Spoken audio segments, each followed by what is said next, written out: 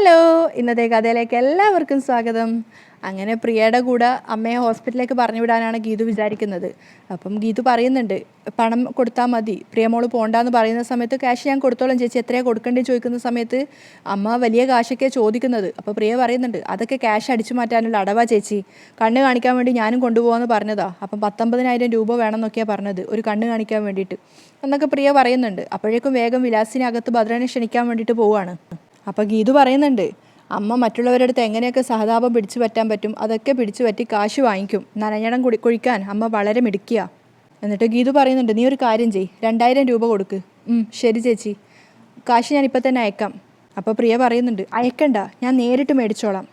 വിലാസിന് നേരെ ഭദ്രൻ്റെ അടുത്തേക്ക് പോയിട്ട് പറയുന്നുണ്ട്, ഭദ്രേട്ട ഒന്ന് റെഡിയായേ. എന്തിനി? എൻ്റെ കണ്ണ് കാണിക്കാൻ പോവാൻ. അതിന് നിൻ്റെ കോടീശ്വരി പുത്രി വരില്ലേ, അവൾക്ക് എന്തോ തിരക്കാ. ഞാൻ അതിനേക്കാളും വലിയ തിരക്കാ. അയാൾ ഒഴിഞ്ഞു മാറുകയാണ് ഫോണിൽ എന്തൊക്കെയോ കളിച്ചുകൊണ്ട്. അപ്പം വിലാസിന് സങ്കടത്തോട് പറയും, അല്ലെങ്കിൽ എൻ്റെ ഒരു ആവശ്യത്തിന് ഭദ്രട്ടം വരില്ലല്ലേ. അപ്പം അയാൾ തിരിച്ചു ചോദിക്കുന്നുണ്ട്, പോകുന്നത് കണ്ണ് കാണിക്കാനല്ലേ, അല്ലാതെ കിഡ്നി മാറ്റി വെക്കാനൊന്നും അല്ലല്ലോ. അപ്പോൾ വിലാസിനിക്ക് ദേഷ്യം വരികയാണ്. അപ്പം അയാൾ പറയുന്നുണ്ട്, ഒറ്റയ്ക്ക് പോയാൽ മതി, എൻ്റെ കൂടെ വന്നാൽ കാശ് ചിലവാകുമെന്ന് കരുതിയിട്ടല്ലേ. അപ്പം അയാൾ പറയാ, ചിലവാക്കാൻ കാശ് അതിന് കയ്യിലില്ലല്ലോ. അപ്പോഴേക്കും വിലാസിന് പറയുന്നുണ്ട്, അതോർത്തിനി വരാതിരിക്കണ്ട, ഗീതു മോള് കാശിൻ്റെ കാര്യം പ്രിയമോളോട് വിളിച്ച് പറഞ്ഞിട്ടുണ്ട്.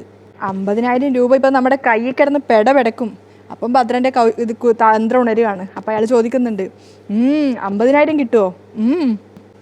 അതൊക്കെ ഞാൻ നേരത്തെ പറഞ്ഞ് ഏർപ്പാടാക്കി വെച്ചിരിക്കുന്നതാ. അപ്പോൾ ഭദ്രൻ പറയുന്നുണ്ട്, എടി എങ്കിൽ ആ കാര്യം നേരത്തെ പറയണ്ടേ, ഞാനിപ്പോൾ റെഡിയായി, ഈ വേഷം ഒന്ന് മാറ്റി വരാം എന്നും പറഞ്ഞ് അയാൾ എഴുന്നേൽക്കുമ്പോഴേക്കും പ്രിയ അങ്ങോട്ടേക്ക് വരികയാണ്.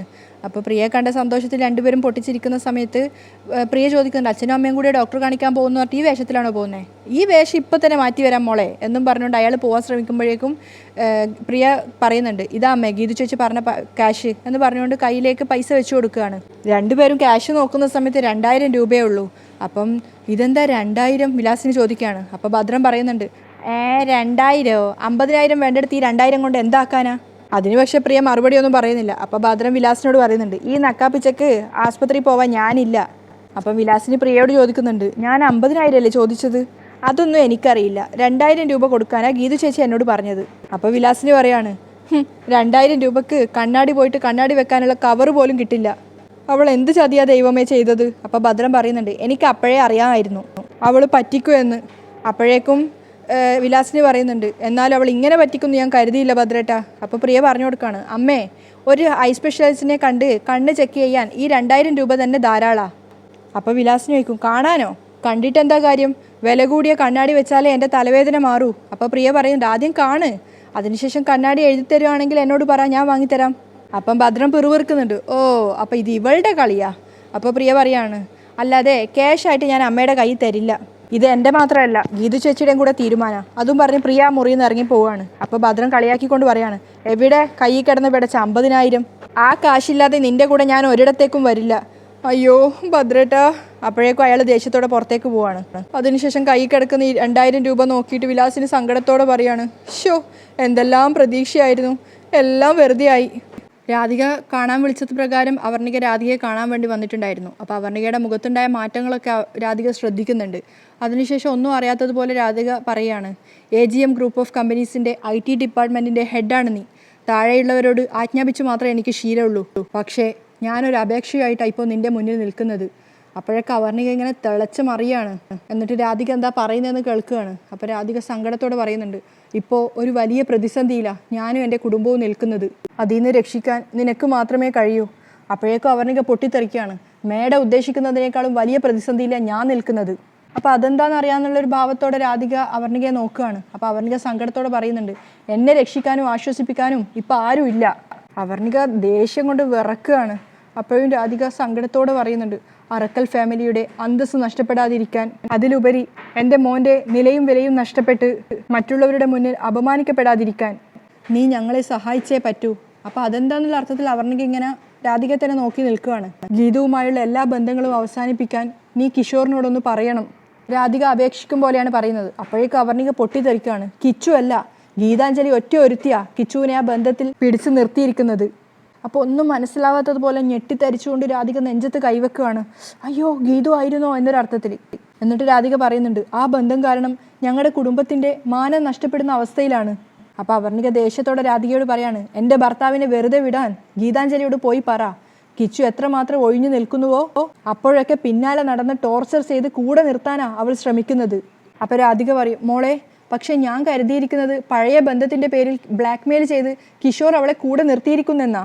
അപ്പോൾ അവർണിക ദേഷ്യത്തോടെ പറയുന്നുണ്ട്, അതങ്ങനെയല്ല, നിവൃത്തികേട് കൊണ്ടാ അവൾ ഗോവിന്ദ് സാറിനെ കല്യാണം കഴിച്ചത്.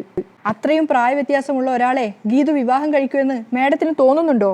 അപ്പോൾ ആദ്യമായിട്ട് അറിയുന്നത് പോലെ രാധിക അമ്പരപ്പോടെ നിൽക്കുകയാണ്. എന്നിട്ട് അപ്പോൾ ഓരോന്നോരോ കാര്യങ്ങൾ ചകഞ്ഞെടുത്ത് മനസ്സിലാക്കിയതുപോലെയാണ് അവർണിക പറയുന്നത്.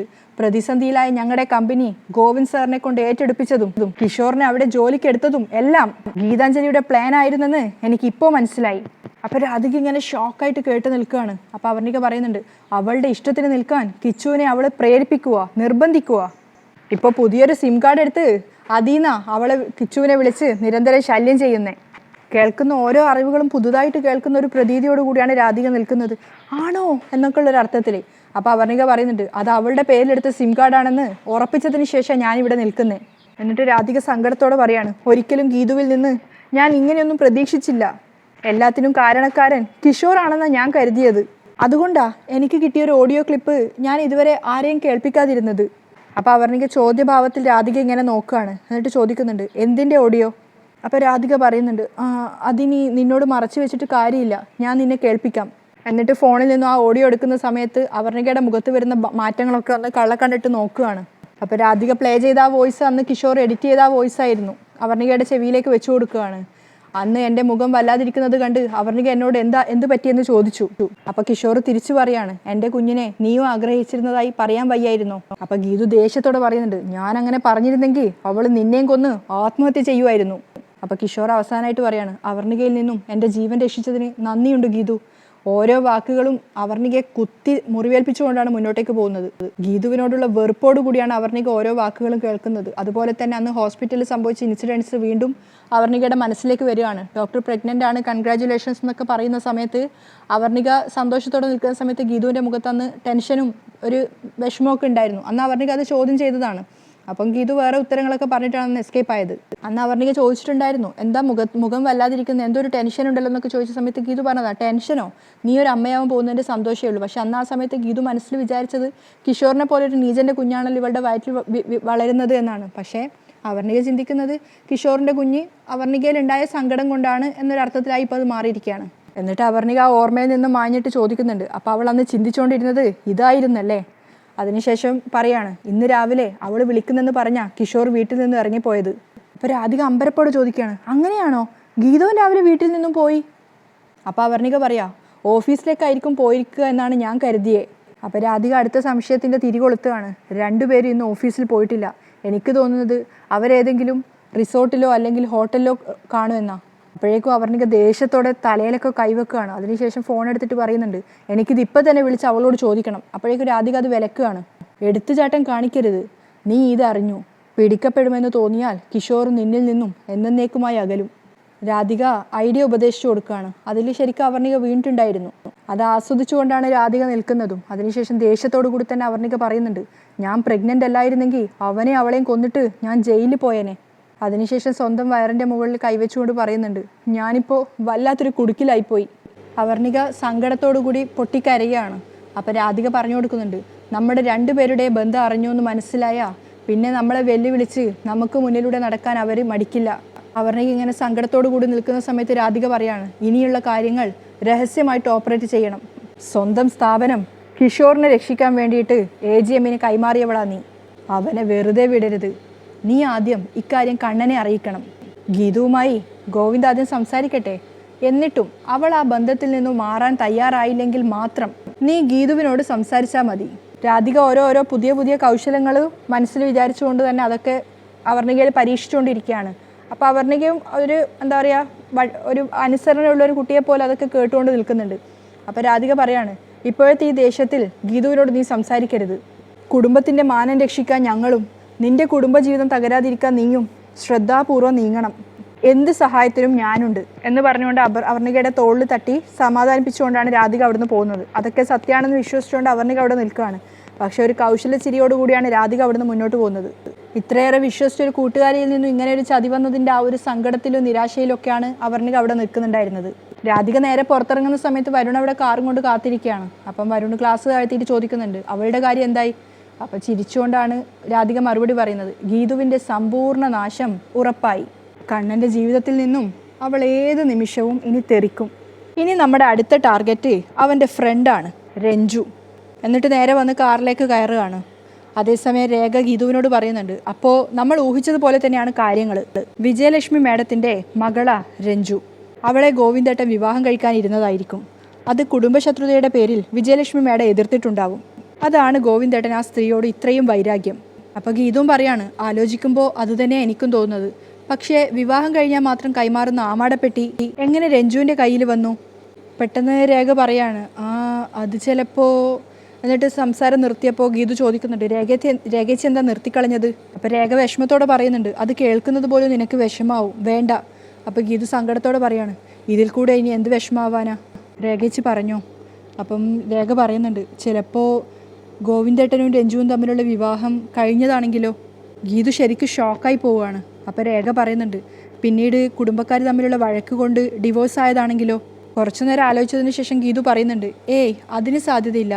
നേരത്തെ ഒരു വിവാഹം കഴിഞ്ഞതാണെങ്കിൽ പ്രിയയും വരുണും ഒക്കെ അറിയേണ്ടതല്ലേ?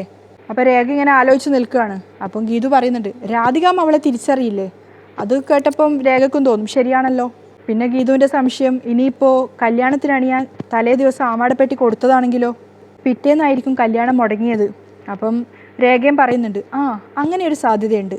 അപ്പോൾ ഗീതു ചോദിക്കുക, എന്നിട്ട് ഇത്രയും വർഷം രഞ്ജു എന്തുകൊണ്ട് കണ്ണേട്ടനെ അന്വേഷിച്ച് വന്നില്ല? അപ്പോൾ രേഖ പറയാം, അതിനിടയ്ക്ക് അവൾക്ക് വേറെ വിവാഹം കഴിഞ്ഞിട്ടുണ്ടാവും. ആ ബന്ധം പിരിഞ്ഞതിന് ശേഷമായിരിക്കും ഗോവിന്ദേട്ടനെ തേടി ഇറങ്ങിയത്.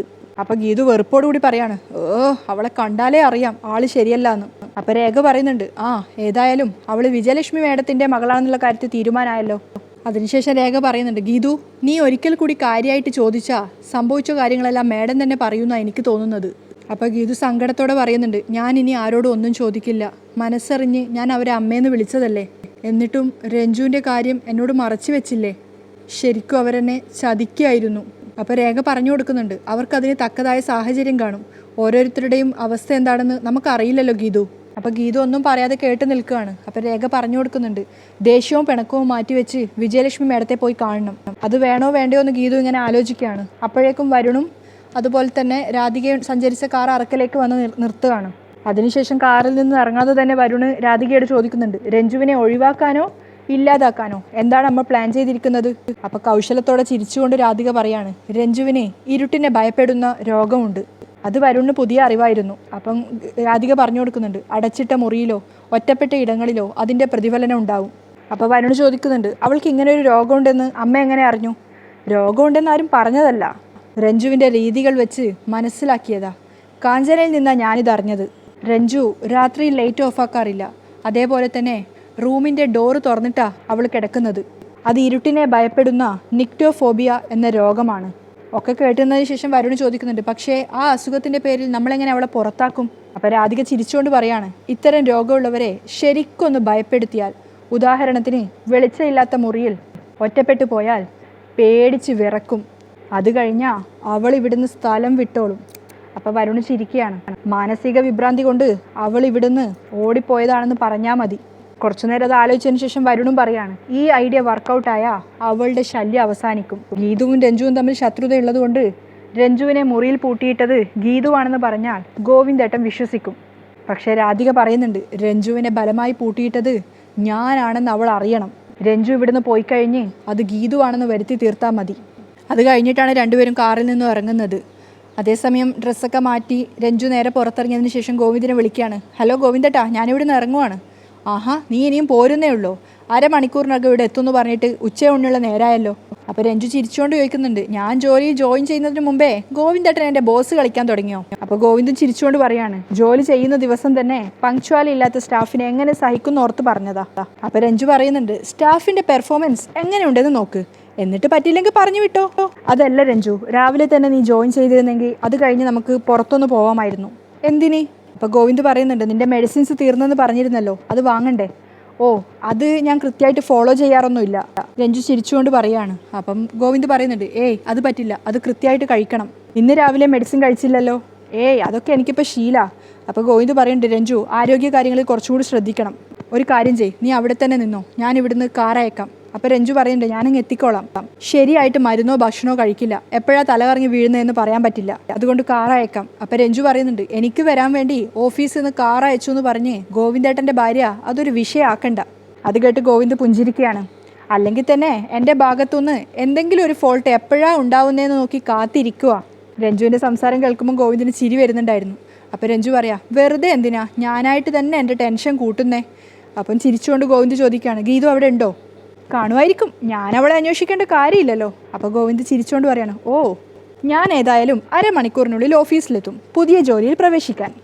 അതിനുശേഷം കോള് കട്ട് ചെയ്ത് ഫോൺ ബാഗിലേക്ക് വെച്ചിട്ട് പുറപ്പെടാൻ ഒരുങ്ങുകയാണ് രഞ്ജു. അവിടെയാണ് ഇന്നത്തെ എപ്പിസോഡ് വൈൻഡപ്പ് ചെയ്യുന്നത്.